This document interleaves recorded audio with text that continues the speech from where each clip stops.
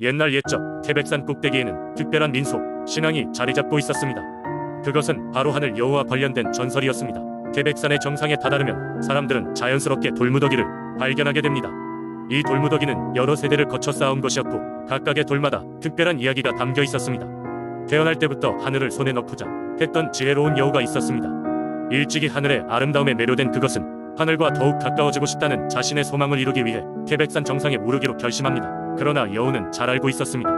하늘에 도달하기 위해서는 단순히 산 정상에 서는 것만으로는 부족하다는 것을. 여우는 자신의 소망을 실현하고자 했다. 평범한 여우로서 그 높은 하늘에 도달할 수 있는 방법은 단 한 가지, 그것은 바로 인간들의 힘을 빌리는 것이었습니다.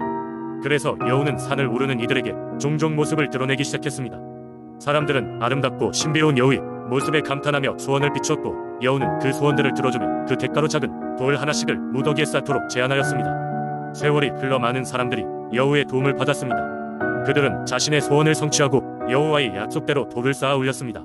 여우는 인간들의 소원이 이루어질 때마다 그들의 기쁨을 함께 나누었고, 돌무더기는 점점 높아졌습니다. 돌무더기와 함께 하늘까지 거리가 조금씩 가까워지고 있었습니다. 드디어 어느 날 돌무더기가 하늘에 닿을 만큼 높아졌을 때 여우는 자신의 노력을 멈추었습니다. 이제 하늘에 한 발 다가서게 된 여우는 다시 한번 사람들 앞에 모습을 드러내어 감사의 인사를 전했습니다. 그리고 여우는 하늘로의 여행을 떠났습니다. 여우는 하늘의 여신에게로 떠나며 사람들에게 약속했습니다. 언제나 하늘에서 당신들의 소원을 지켜보겠습니다. 그날 이후로 태백산의 돌무더기는 단순한 돌멩이의 집합이 아닌 많은 이들의 간절한 소망과 여우의 소중한 약속이 함께하는 고유한 상징이 되었습니다. 오늘날도 태백산을 찾는 사람들은 돌을 쌓으며 그 여우에게 소원을 빌고 여우의 다정한 마음이 그 소원을 이뤄주길 기다립니다. 태백산의 돌무더기는 매일같이 새로운 소원으로 조금씩 더 높아지고 있습니다. 두 번째 이야기, 한반도의 역사적인 도읍지 중 하나인 안동에는 매우 다양한 민속신앙이 전해져 내려오고 있다. 그 중에서도 하회마을의 선앙당은 오랜 세월 동안 마을 사람들의 신앙을 지키며 그들의 삶과 함께 해왔다. 선앙당은 전통적으로 마을의 수호신을 모시는 작은 신당으로 하회마을의 선앙당은 특별한 신비로움을 간직하고 있다. 옛날 지금의 하회마을이 위치한 자리는 끝없이 펼쳐진 들판과 울창한 숲으로 이루어져 있었다. 마을 사람들이 이곳에 정착하면서 그 곁에 있는 나무 아래에 작은 돌 무더기를 쌓아 선앙당을 마련하였다. 이 선앙당은 마을의 수호신을 모시는 곳으로 마을의 안녕과 번영을 기원을 담았다. 하루는 마을에 전염병이 돌았고 사람들은 이 사태를 진정시키기 위해 선앙당에 모여 정성껏 제사를 올리기로 하였다.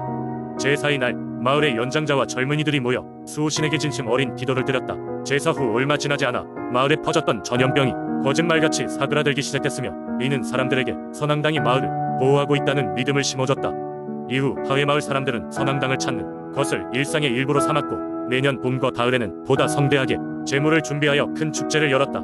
축제는 마을 주민들뿐만 아니라 주변 마을에서도 사람들이 참석하여 북적였고 이는 지역사회의 화합을 다지는 기회가 되었다. 그러나 세월이 흐르면서 새로운 문물이 들어오고 사람들의 생활 양식도 점점 변화하기 시작했다. 많은 신앙이 점차 사람들의 기억 속에서 희미해졌지만 하회마을의 선앙당은 여전히 그 자리를 지켰다. 선앙당은 하회 탈춤의 고장이기도 한 하회마을 문화적 정체성의 한 부분으로 남았다. 시간이 흘러 현대 사회의 바쁜 삶 속에서도 하회마을 사람들은 선앙당을 방문하여 그 전통을 이어나갔다. 많은 사람들이 선앙당의 역사와 전설을 배우기 위해 이곳을 찾았고 마을 사람들은 이를 자부심으로 여겼다. 선앙당은 과거와 현재, 미래를 연결하는 마을의 상징으로 기능했고 사람들은 이곳에서 삶의 활력과 위로를 얻었다. 지금도 하회마을을 방문하면 선앙당 앞에 정성스럽게 놓인 작은 돌탑과 그 곁에 놓인 다양한 기원물들을 볼 수 있다. 선앙당의 작은 돌무더기는 하회마을 사람들이 소망이 쌓여 만들어진 것이다. 이처럼 하회마을의 선앙당은 단순한 돌무더기가 아니라 마을 사람들의 믿음과 희망이 담긴 소중한 유산으로 전해지고 있다. 세 번째 이야기, 옛날 옛적 동해의 푸른 바다 아래에는 용왕이라 불리는 해신이 살고 있었다. 용왕은 대양의 모든 생명체를 보호하며 바다를 항해하는 이들에게 풍요와 안전을 가져다주는 존재였다. 그의 영역인 동해는 언제나 평화로웠고 풍족한 물고기떼로 넘쳐났다고 한다. 그러나 어느 날 동해에 이상한 일이 발생했다. 하늘이 어두워지고 파도는 거세지며 물고기들이 하나둘씩 사라지기 시작했다. 어촌 사람들은 두려움에 떨었고 마을의 현명한 노인은 이런 상황이 해신의 분노 때문이라 믿게 되었다. 이유를 알지 못한 주민들은 용왕을 직접 찾아뵙고자 하였지만 바다 깊숙이 사는 용왕을 만나려면 특별한 의식이 필요했다. 노인은 마을 사람들에게 제사를 준비할 것을 권했다. 제사에는 바다에서 가장 신선한 해산물과 해신을 위한 값진 진주가 필요했다. 마을의 젊은이들은 이 제물을 구하는 임무를 맡아 돌아다녔지만 바다가 계속해서 성난 얼굴을 펼쳐 그들은 어려움을 겪었다. 그러나 그중 한 젊은 어부 지하는 바다의 마음을 이해하고 있었다. 지하는 어렸을 때부터 바다에서 자랐으며 그는 누구보다도 해신의 존재를 믿었다. 그는 조용히 바다의 노래를 들으며 방향을 잡아 재물을 모을 수 있었다. 깊은 밤 고요한 바다에서 지하는 해신에게 제사드릴 방법을 찾았다. 그는 작은 배에 진주와 해산물을 싣고 바다 한가운데로 나갔다. 해신을 향한 기도를 드리며 지하는 너나 할 것 없이 파도 속으로 재물을 던졌다. 그 순간 바다가 잔잔해지기 시작했고 하늘에 구름이 걷히며 달빛이 바다 위에 비치기 시작했다. 그때 물 위에 거대한 용의 형상이 나타나 지하에게 속삭였다. 내 믿음과 용기를 보았다. 바다는 다시 평온을 찾을 것이다. 마을로 돌아온 지하는 모든 이야기를 전했다. 마을 사람들은 그제야 해신의 목소리를 믿게 되었고 다시 한번 그들의 삶 속에 바다가 평화를 가져다주게 되었다. 그 이후로 동해의 주민들은 매년 해신을 위한 제사를 지내며 바다가 주는 풍요에 감사했다. 세월이 흐르면서 이야기는 전설로 남아 사람들에게 동해가 단지 해양의 일부가 아닌 성스러운 존재가 있음을 상기시켜주었다. 동해의 파도는 그저 바람에 흔들리는 물결이 아니라 오랜 신앙 속에서 이어져 내려온 신비로운 해신의 숨결이었다. 네 번째 이야기. 옛날 옛적 강원도의 아름다운 도시 춘천에는 장엄한 호수가 있었다. 그 호수는 춘천의 심장부에 위치해 있었고 사계절의 변화에 따라 매력적으로 변하는 물빛으로 사람들을 매료시켰다. 이 호수는 깊고 맑은 물로 유명했지만 그 안에는 누구도 알지 못하는 신비한 비밀이 숨어 있었다. 그것은 바로 호수를 지키고 있는 호수요정과 그녀의 수호자에 대한 전설이었다. 오랜 세월 전 호수 근처에 작은 마을이 자리 잡고 있었다.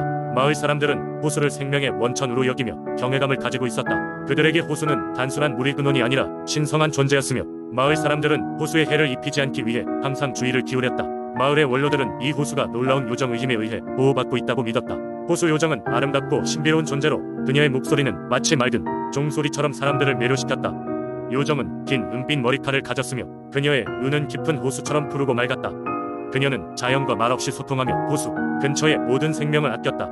춘천의 마을 사람들은 요정이 나타날 때면 어디서인지 모르게 아름다운 꽃향기가 나곤 했다고 했다. 하지만 모든 전설이 그렇듯이 이 이야기에도 긴장감 넘치는 순간이 찾아왔다. 어느 한 해 춘천의 기후가 급격히 변하면서 가뭄과 홍수가 번갈아 일어나기 시작했다.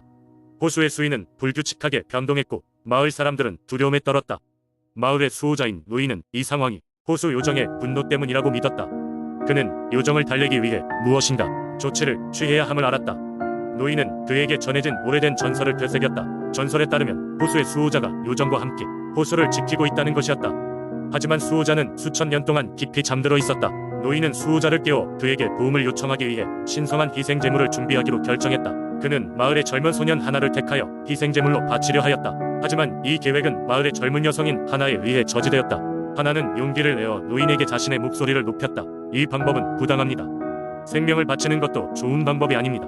신이 존재한다면 신은 우리를 해치지 않을 것입니다. 그녀의 설득력 있는 말에 마을 사람들은 한 발 물러났고 노인 역시 그녀의 의견에 동의했다. 대신 마을 사람들은 자신의 마음을 담은 기도를 직접 호수에 바치기로 했다. 그리하여 마을 사람들이 일제히 호수 가장자리에 모여 기도를 올리던 날 호수의 수면이 잔잔하게 흔들리더니 요정이 그들의 눈앞에 나타났다. 그녀는 마을 사람들의 정성과 사랑을 느끼고 있었다. 그녀는 부드러운 목소리로 말했다. 모두의 마음을 받았습니다. 여러분이 서로를 사랑하는 것처럼 호수를 사랑해주세요. 이곳은 여러분의 고향입니다. 요정의 말이 끝나자 어딘가에서 깊고 낮은 울림이 들려왔다. 호수의 한 지점에서 물이 부풀어 오르더니 그곳에서 거대한 수호자가 모습을 드러냈다. 수호자는 여기를 지켜야 할 이유를 되새기며 눈을 떴고 서약을 다시 한번 다짐했다. 그의 눈은 인자하게 빛났으며 마을 사람들은 존경의 눈빛으로 그를 응시했다. 이후로 춘천의 기후는 서서히 안정되었고 마을 사람들은 호수 요정과 수호자의 은혜를 잊지 않기 위해 정기적으로 감사의 제를 올렸다. 그들은 자연의 힘을 존중하고 사랑해야 한다는 교훈을 간직하며 춘천 호수의 전설은 세대를 넘어 계속해서 전해지게 되었다.